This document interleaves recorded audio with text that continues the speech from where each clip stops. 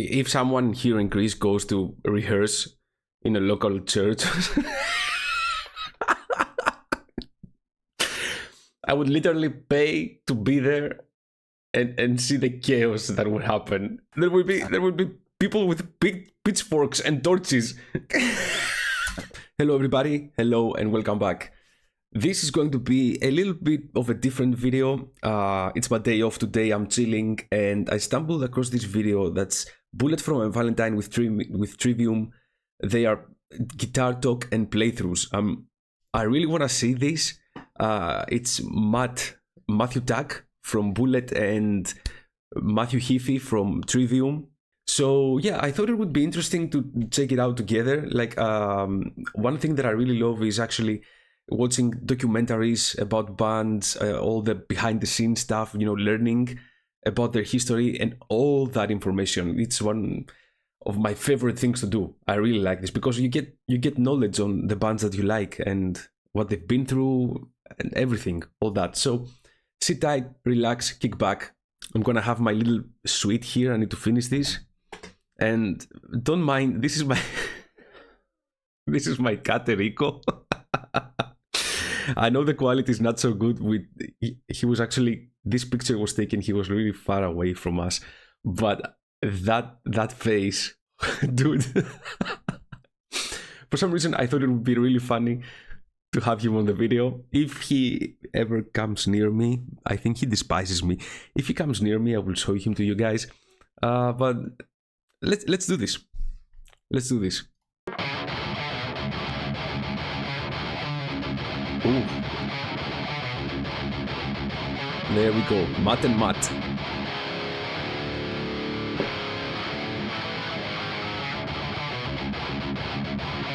Oh man, that's ένταση. So you're saying this was one of the first Trivium songs you heard? It was, yeah. We got the album off Paul. Yeah. Paul Ryan.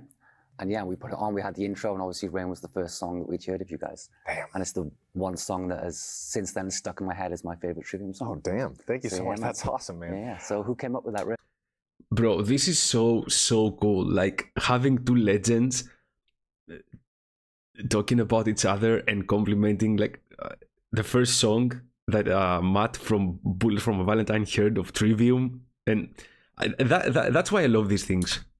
I thought, it's hilariously, because when you mentioned that, I thought it was me, and I asked Corey to double check because Corey's memory is better than mine. It was a Corey riff, actually. Okay. So with Ascendancy, it was tough. Riff to riff, it was a different guy for each one. So what made me realize even more, oh yeah, that does make sense to Corey riff. Corey usually writes in that kind of like Phrygian thing, like... Okay. Where I normally write in the patterns of more like melodic minor, and he writes more in Phrygian and more... It sounds kind of like Egyptian to me, a lot of his riffs, like Damocles, things like that. I love the picking pattern because it's a little bit different than doing straight down, up, down, up. I've always felt that it's one of the most perfect openers. But there are some tours that we've done where it's like too heavy for an opener, and we've had to like dial it around. But the Trivium ones, it's always been well. Are they using Gibson? No, it's an Epiphone, man. Yeah, versus just being... Epiphone guitars are like my favorite, bro. That's all just from 5, 6, 3, 5, and we have a couple harmonies here and there. Yeah, it's a killer. Yeah, thank you so much, man. Yeah, it's a timeless one, you know, and it's that aggression of it as well, because of the stabs with the drums. And is there octaves with that as well as a backup? There are. So Corey does the harmony where I'm going, but I'd love to try it together if you're down. Ooh. So it's a 5, 6, 3. Dude, so the first hit, he got it. First hit, dapum butadum.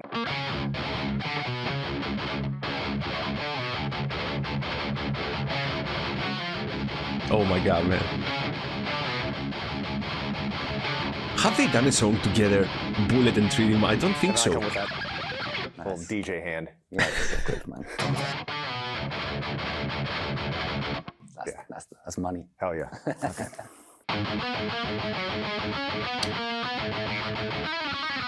Oh yes.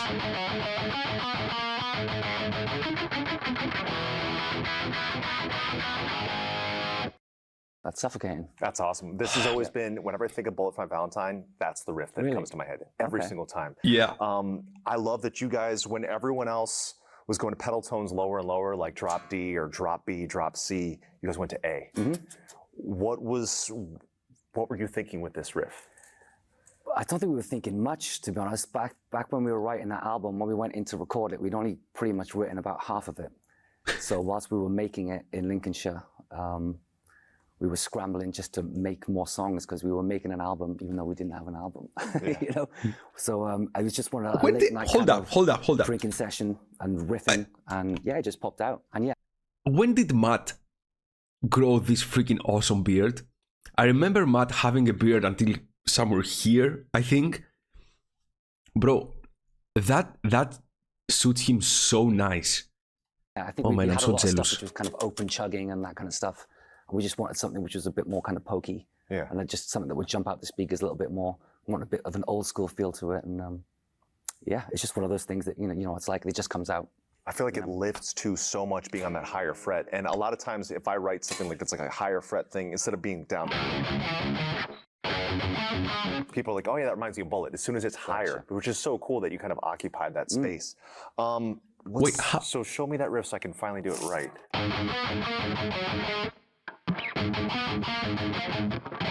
That's it. Okay, look, I'm no musician. I'm really average on guitar. Like I'm probably the worst player ever. But that ability, they just see the riff the other guy's playing, and instantly they got it. That is, oh my god, that is amazing, man. That's probably nothing to pro players, obviously, but holy fuck, man, that is so nice. It just kind of occupies that kind of those 3 frets, you know? Awesome.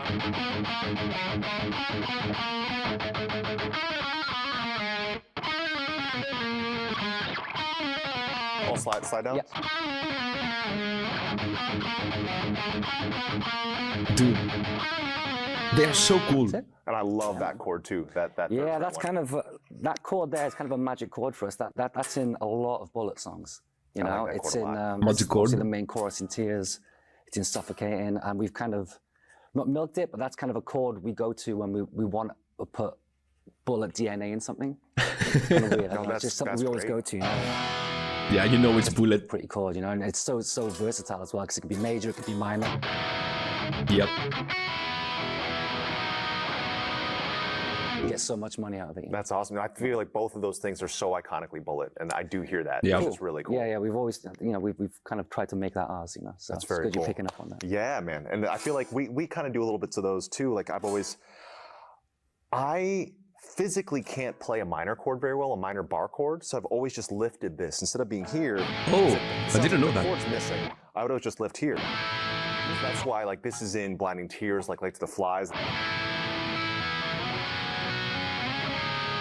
Instead of having this, I've always just lifted it. So I feel like that's the same for you guys here, which is really cool. Yeah, you just kind of get so much bang for your buck. Yeah, something like that. absolutely. Yeah, very cool.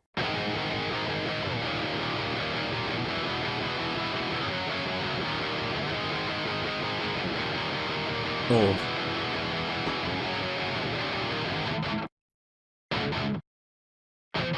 Whenever I think a Bullet and Trivium, there's 2 songs that everyone thinks of, and Dying is one of them for Trivium. And it's always been a fun, easy song. It's a different key than we normally write in. I think this is one of the few songs that actually Dying in Your Arms? in B key versus being in D. The rest of the record's pretty much in D minor.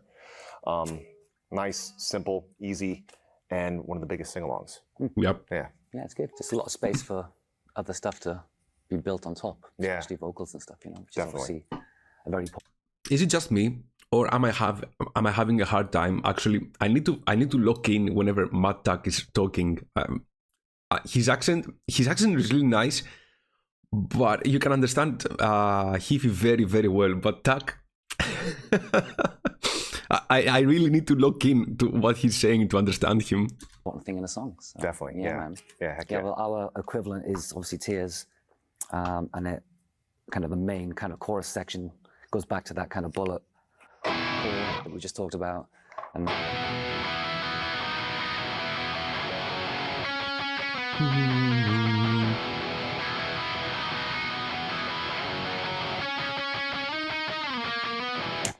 That's awesome. It's so simple, you know. Yeah, It's I love all about the vocals on that songs for us, you know. So I love when both of our bands, even though both of us have always written for two guitars, that a rhythm guitar will still be that melodic. I think that's always what makes it so fun. Yeah. That will transform what you think a rhythm guitar part should be, and go into things like that. Reminds me of Departure. Yeah.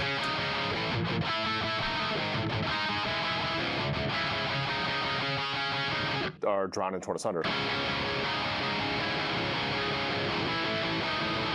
think Yeah, it's very such a close. cool it's just thing. adding melody to chords, you know. It's a beautiful thing. Absolutely. You know? Why not? Yeah. I do want to talk about that bridge for Tears. Like, what did you? Because it is really interesting because it completely shifts and it feels like a different song, but it works so well. Yeah. What were you thinking when you did that? Honestly, I don't know because it's madness, really. It's a song that really doesn't make sense as a structure, and the tempo's all over the place. It just kind of stops and starts that bridge. It's just For bizarre. Tears Don't Fall. But it's just, I don't know. I just think we were, at the time, we weren't really thinking. We were just kind of fearless and experimental and brave when it comes to the songwriting. You know, so we just thought, why not just stop and just go off somewhere? Just take it somewhere else. You know?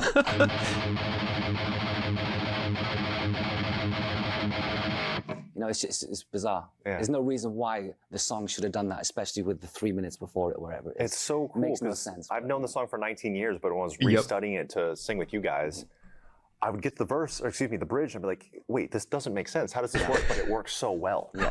And it's so cool. It's just one of those moments, you know. I think it was just being young and fearless when it comes to songwriting and things that shouldn't work. Yeah, like that. Okay, that sounds really cool to you back then. Just take it out. People loved it. And now, from all these years, you check that out again, and as Matt said, like, this doesn't make sense there. But I've never noticed that in that song. We didn't really care. On paper, it shouldn't work. We didn't really care. Yeah. You know, we were just doing things that was exciting, trying to catch people's attention, and we felt that the song at that point was so kind of ballady that we needed to give it an injection of pace, you know. And what's so that's cool? That's all it was. Yeah, because if that song existed today from a different band that wrote something like that, it would be like a breakdown section, but instead you made like a thrash section, which I think makes it so fun. Yeah, yeah. Like I said, on paper it shouldn't work, but you know, it's done great. Doesn't things matter. for us, so, Yeah, absolutely. you know. Oh, yes.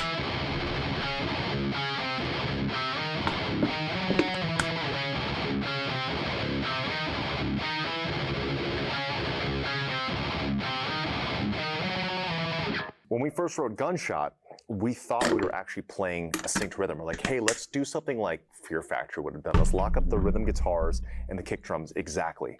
And it was Corey, myself, and Travis in this like $35 a night motel on the Vegas Strip, like way outside, because that's all we could afford at the time.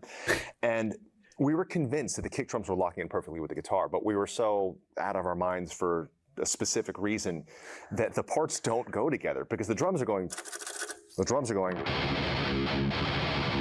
Okay. The guitars are going. And we were convinced in our head that it was locked in, and it wasn't. I think that's what made that interesting. Yeah. It's something we just didn't think through. Yeah, but that's those magic moments happen, you know what I mean? And it's just something that shouldn't work on paper, just does in reality, you know? Yeah, and I wonder if it's like the less we knew when we were younger. I think that's a huge We knew factor. less about key, less about tuning, didn't think about it, just went. Yeah, exactly. Yeah, it's that kind of young and fearless, you know? Absolutely. You know, you think, you're just going with your ears. And I think that's how we should always approach it anyways, you know? Listen to your ears first rather than what should work on paper. Definitely, definitely. There were so many moments, I'm sure, if we went back and looked at, oh, does this guitar melody, because we love having like open chords, like Flies, for example.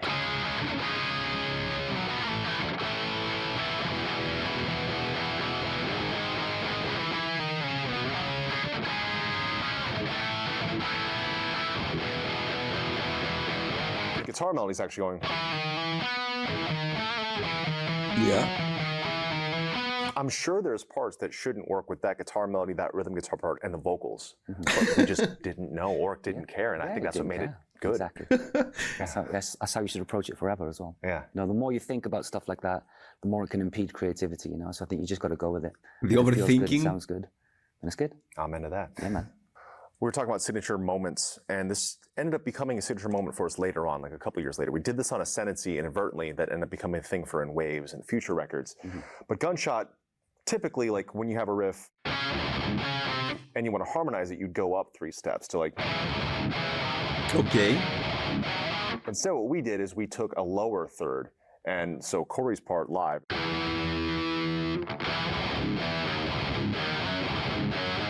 it ends up making these really fun chords that we would use later on for songs like Skyline Severance or things like that. And it's cool thinking about these signature moves, these signature things, signature chords. You said that bullet chord here.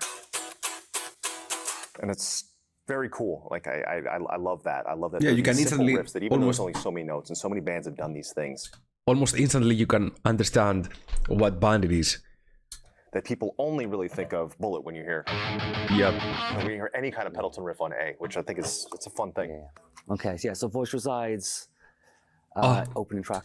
Your Voice Resides, one of my all-time favorite songs, man. Holy fuck. On The Poison. That was actually a Paggy riff, and he's not here today because he missed his flight. But yeah, and it's one of those, it's very simple, has a little harmony on it. Yeah, and it just kind of set the tone for the vibe, you know, for the record.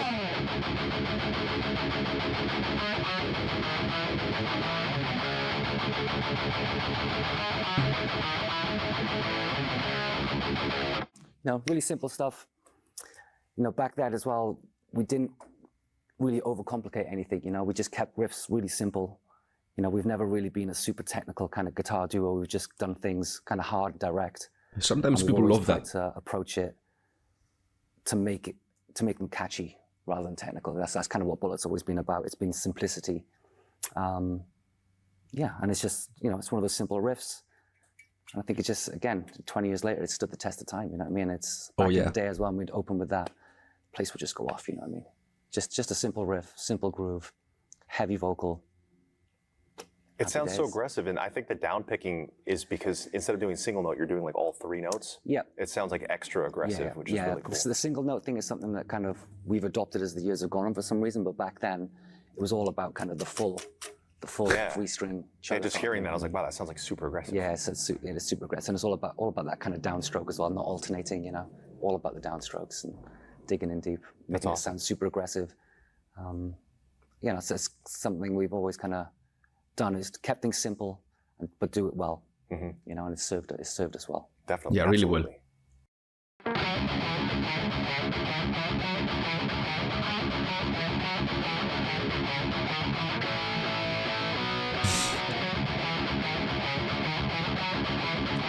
Bro, really, I would give anything to listen to The Poison and Ascendancy for the first time again. My God, those were the times, man. I'm pretty sure you guys, at my age, probably I'm 35 now, you probably feel the same way about those 2 albums.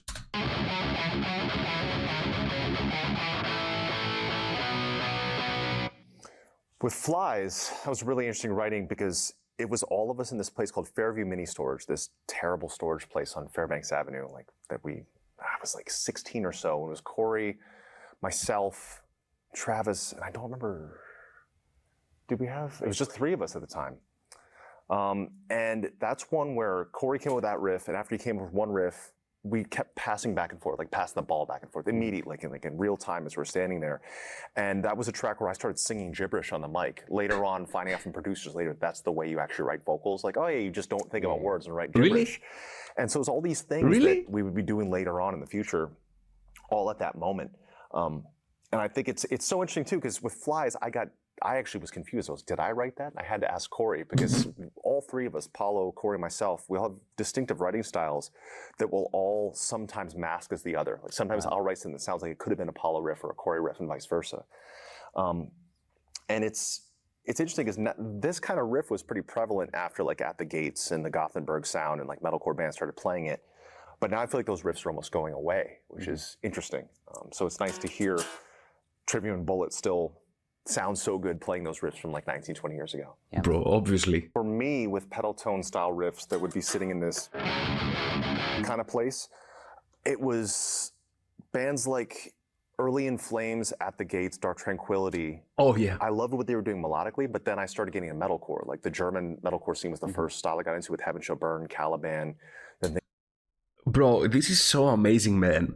Your idols talking about bands that they inspired them, and bands that you also love. Holy fuck, this is so cool, man. Like Heaven Shall Burn, At the Gates, Caliban, In Flames, what the hell? things like Poison the Well.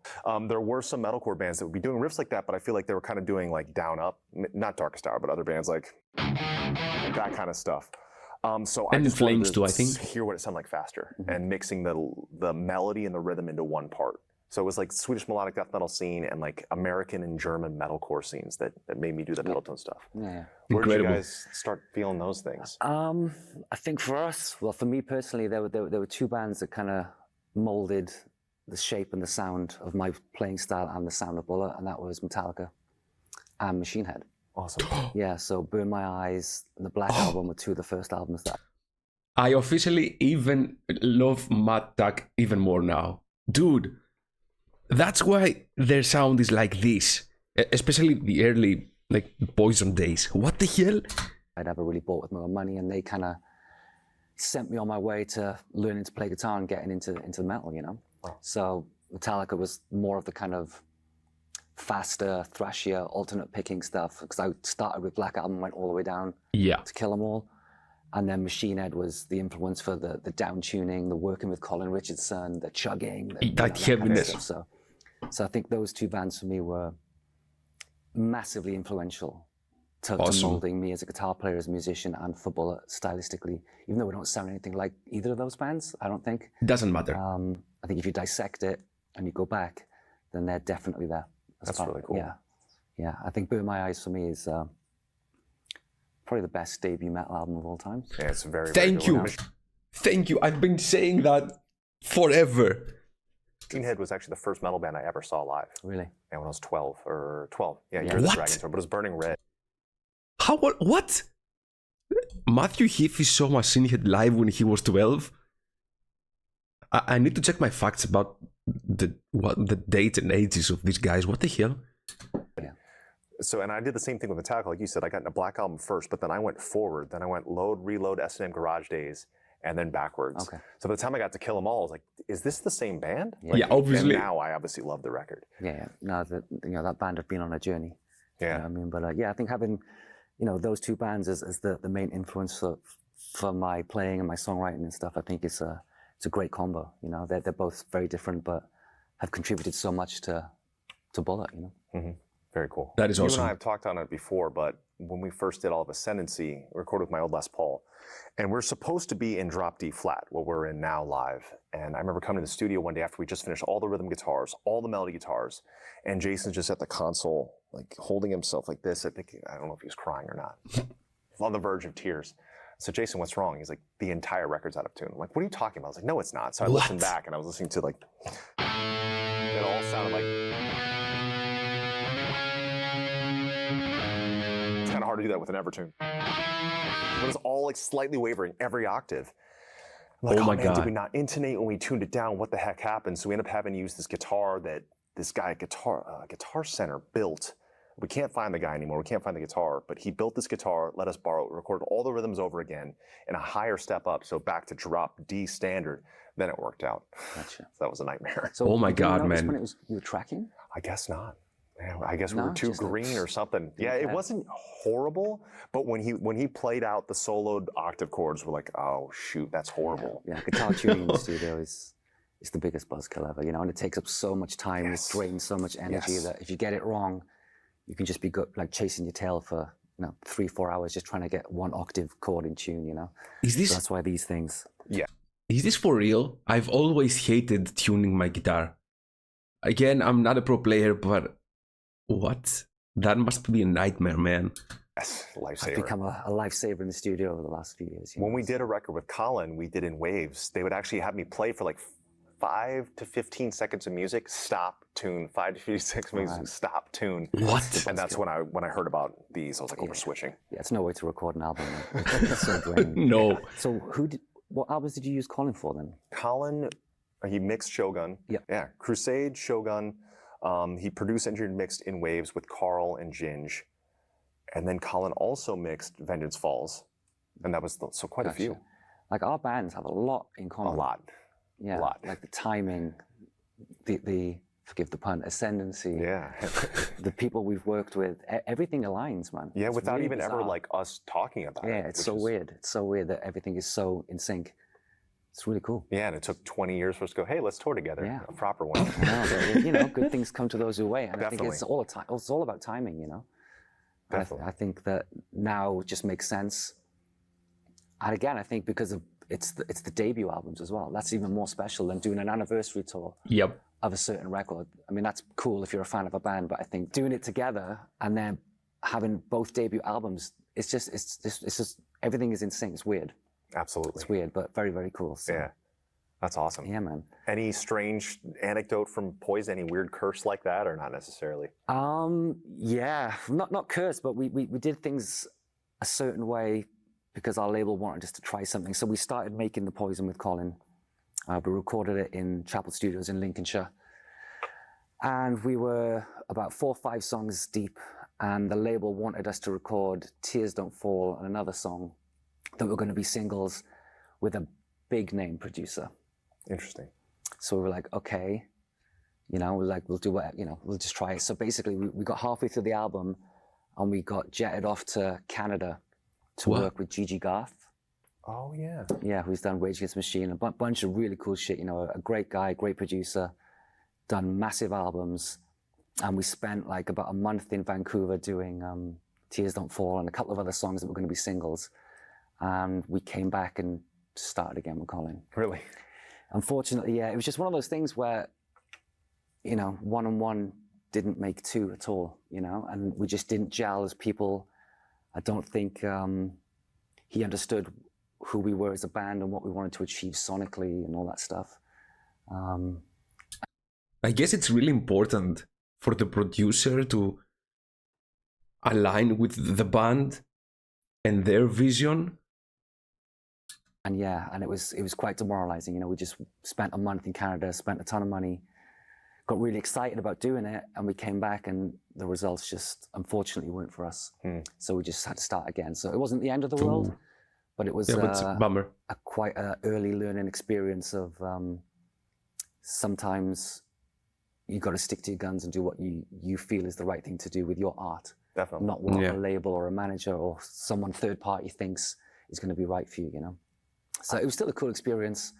But yeah, it was a lot of money wasted, a lot of time wasted, and it took a lot of wind out of the sails because we were flying with Colin and having such a good time and recording our debut album. You know, it was a huge, huge experience and a huge part of our lives at that point. It was the most exciting time in our life. Bro, I've never seen both of these guys live, but I think Heafy, is he really tall? Or is Dak short? Like, I think you guys can see the difference. Or is it just me? And, we felt it kind of took the energy out of the sessions, but you know, we went back and Colin picked us up and we carried on and everything was fine. But that's amazing. So it was all good in the end. But yeah, that was kind of a little speed bump on the Poison journey, you know? I wish we learned that early like you guys did, because we had that happen like record 7. Like where we worked with a producer that the label's like, hey, this is the right guy for it. Didn't understand the history of the band or where we were going with it. I had just thought I would never scream ever again in my entire life. And just the entire recording process was negative. Yeah, it's one of those weird ones where, you know, the name sometimes doesn't really kind of make a difference if it's not what you're about. You know? Absolutely. It's, but you know, it is what it is, and it was what it was. And it was still a great experience. But yeah, like I said, we learned very early on that we do it by our rules. You know, and if things go great, that's very important. We get that reward. If things don't go so great, then it's on our shoulders, and we can accept that. But we don't want to have those moments because someone else interfered and thought they knew better than the band. You know? Was All These Things I Hate one of the tracks you did with them, or no? I think it was potentially one. But then you came back into that. But then we just kind of pulled it and came back. That song is so incredible, and seeing that one live for the first time, and actually, I maybe have never seen that song live before. That was so there's great. a huge period in the band's kind of touring where it kind of never made the set list. Really, it was great live. You know, because you always think you want to play the new stuff, and Bro, as the albums progress and years progress, we're on like the next one's going to be number 8 for us or something. So there's a lot of songs to choose from. You know Yeah, what I there mean? is. So, but then we've kind of, the last couple of years, we've stuck it back in the set, and we've kind of clicked of how important that song is Yep. in Bullets, kind of repertoire and for the fans, you know what I mean? So yeah, it's one of the biggest sing-alongs of the night whenever we put that in the set. You know? That and Tears are my two favorite songs of the night. Yeah, yeah. Again, all these things. It's simplicity at its finest, especially for a metal band. You know what I mean? You've got the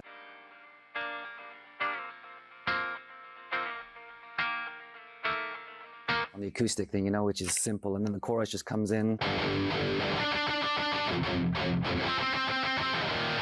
Oh yeah.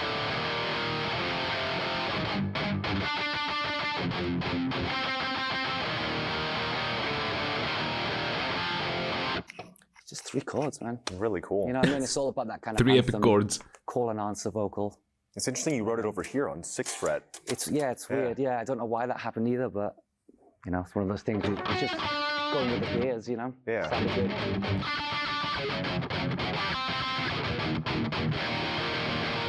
That's cool too. That.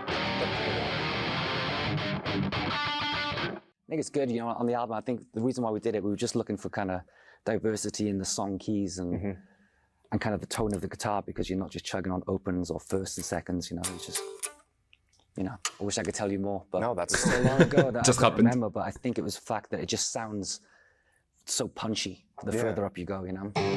Well, we ended up doing a couple of those as well. Suffocating, Sight, and The Deceived are 2 ones where I was like, oh, let's just try a different fret for a minute. Yeah. And like Deceived, you know, talking about this made me realize more signatures.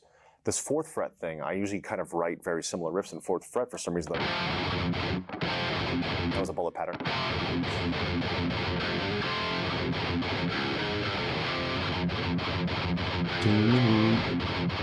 It lifts so different. Yeah, but you got that open drop, which is mine. Sounds like, yeah, Bro, I love these chords for some reason, man. Like, so simple yet so metal. I mean, I don't know. It's that 4th fret. Yeah. So when the chorus hits, Yep. you get that kind of huge release. So, Yeah, 024 sounds so good. I think that's the anime key too. All anime themes or openings are in like that. Really?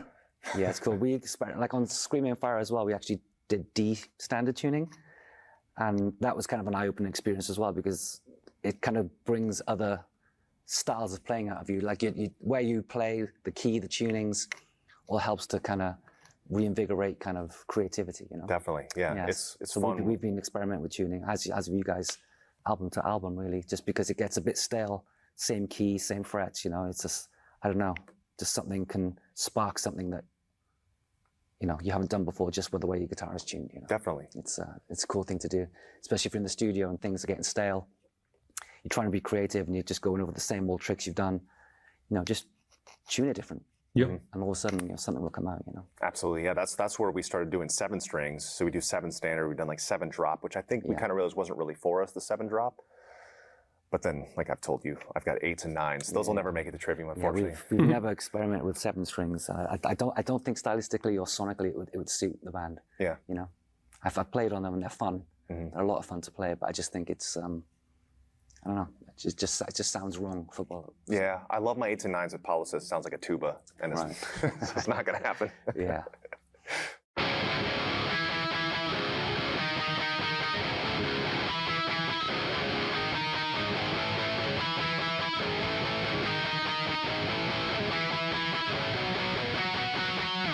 Oof. You mentioned Machine Head being one of your biggest influences. Obviously, it's one of our biggest influences as well.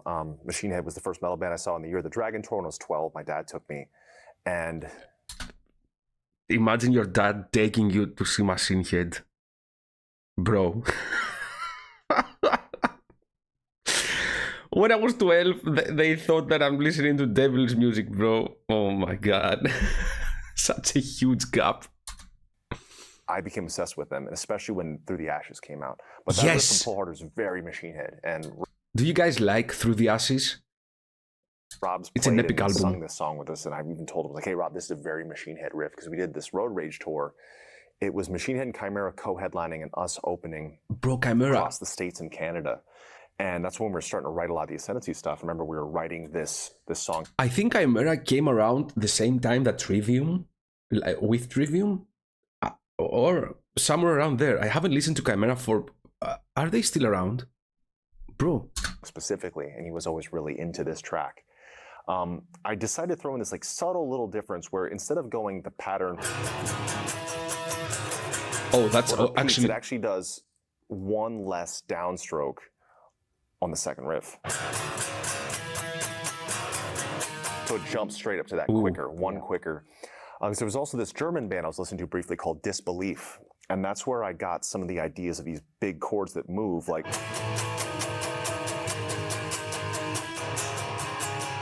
using that almost 28 Days Later sound inside the metalcore. But there was a band called Disbelief, is where I first started hearing these. This isn't one of their songs, but it was those kinds of... Sorry, wait. Disbelief? I need to look that. I need to look them up. That's so haunting. Kind of 28 Days Later thing. Totally. Yeah. That sounds great. Maybe that ends up being the riff that you sing the song on. There we go. Yeah. 4 Words was written. That's probably the first Bullet song that was ever written. Really? As Bullet for my Valentine. Wow. Yeah, I still remember kind of coming up with that simple kind of... I mean, it couldn't be more simple, but it just sounded quite iconic. That is definitely the most iconic. Yeah, super anthemic, super simple. Yeah, and I remember writing that in a rehearsal. Well, it wasn't a rehearsal space. It was an old church in a place called Ogmore Vale, which is where a couple of the boys were from back then. And it was like a local church. And that's where we would go to rehearse and be creative and just do our thing. That is so cool. And yeah, and that song kind of was born in its... well, as it was back then. And I think the lyrics for me, I kind of had this vision. Hello? Yeah, and I remember writing that in a rehearsal. Well, it wasn't a rehearsal space. It was an old church in a place called Ogmore Vale, which is where a couple of the boys were from back then. And it was like a local church. And that's where we would go to rehearse and be creative and just do our thing. If someone here in Greece goes to rehearse in a local church... I would literally pay to be there and see the chaos that would happen. And yeah, and that song kind of was born in its... There would be people with big pitchforks and torches. Well, as it was back then. And I think the lyrics for me, I kind of had this vision that this was the song that was going to break us through. And it kind of just came to me that I wanted to, should that happen, I wanted the lyrics to kind of mark that moment. And that's where the Look at Me Now comes from. Because like back then, like everyone didn't believe that we would make it. I'm sure you guys had the same. Everyone was putting you down. Everyone was kind of shit talking. Oh, it's just give it up, just get a job, all this stuff. Yeah. And I just had this vision and this belief that we were going to make it, and this was the song that was going to be my middle finger to everyone when that happened. This is so amazing. All these years later, and that was the first song, and that Look at Me Now. It almost feels like prophetic. That is so cool. I didn't know about that. That is so awesome. So that's where it came from, the lyrics and stuff. And it's the only song as well that it's never gotten backlash for it, but I don't know if anyone's ever noticed it, but it only has one verse and it's just repeated. Oh yeah. The lyrics don't change. I feel like that's that era, like a lot of bands, we did quite a bit of that, like Flies, Deceived, several songs. Right, okay. So I started seeing some metalcore bands doing that, like American metalcore bands. I was like, I like that. So it's easier to remember. Yeah, just one verse. I don't know why I didn't bother doing like a verse 2, but I think it was that kind of wanting to drill home the sentiment of the song. And and who doesn't love pinch harmonics, right? Yeah. So kind of we just wanted to make something simple. Again, it's one of those things that doesn't work. It goes from this big kind of anthemic thing to... and that's as complicated as it gets, It's great. And then what's the chorus go?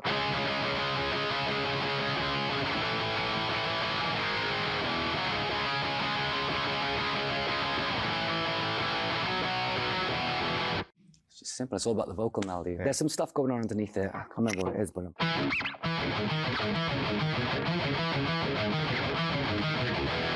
It's kind of that kind of stuff going on underneath, just to kind of make it sound a bit more kind of complicated than it is, to try and mask the simplicity. And yeah, again, it's one of those kind of songs that has never left the set list since. It's weird, they're so simple, and it's a bit of a quirky structure, and there's only one verse, but all of that never really seemed to matter with the people that listen to it. Oh no, just definitely. loved it, you know. I think we've got a bunch of songs with the one verse thing, like a lot. Okay. I said the first time I ever saw that done was on Alive or Just Breathing. I was like, oh, weird, this verse is, or a lot of these verses are the same verses. This is cool, I can remember this easier now. So I think we've done that probably 5 to 10 songs throughout the history now. Okay. I'm trying to think of newer ones we've done it, but I mean, In Waves is essentially just constant repeating. Yeah. But Flies, Deceived, Blinding Tears, those are all the same verse every time. There you go. I've never even noticed that. Yeah, There you go. It's a good thing. Yeah, man. it's easier to remember. That's why when you're talking to me in Orlando about guesting a song, I was like, I'll do this one. I'm very happy we did Tears. Yeah, no, that song. It was a good choice. Yeah. It was a good choice.